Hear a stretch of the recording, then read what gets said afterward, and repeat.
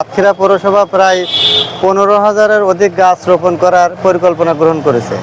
তারই অংশ হিসেবে প্রাণশের খালে ইতিমধ্যে প্রায় 5 থেকে 7,000 গাছ রোপণ করা হয়েছে এবং সেগুলো রক্ষণাবেক্ষণের জন্য আমরা সাথে সাথে খাঁচা দিয়ে দিচ্ছি এবং পাশাপাশি আমাদের যে কর্মী আছে সেই কর্মীটা প্রতিদিন দৈনিক তারা এটার পরিচর্যা করে এবং রক্ষণাবেক্ষণের দায়িত্ব পালন করে। এরপরও আমি সাতক্ষীরা পৌরবাসীকে অনুরোধ করব তারা যেন তাদের এলাকার সৌন্দর্য বর্ধনের এই গাছগুলো তারা নিজেদের উদ্যোগে তাদের গরু ছাগল যারা উন্মুক্ত রাখেন তারা যেন সেটা উন্মুক্ত না রেখে তারা একটা নির্দিষ্ট জায়গার মধ্যে সীমাবদ্ধ রাখে।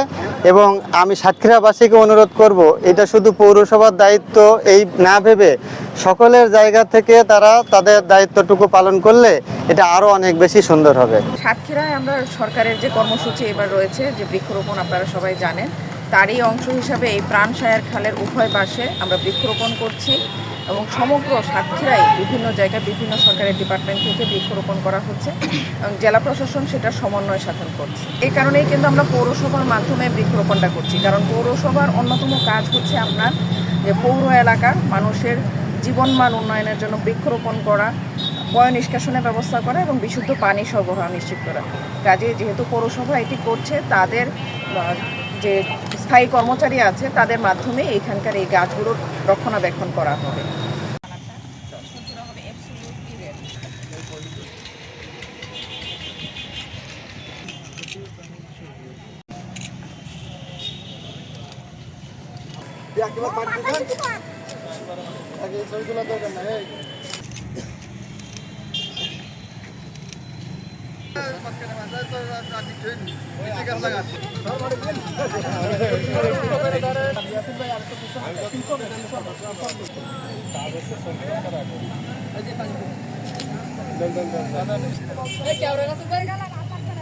ঠিক আছে।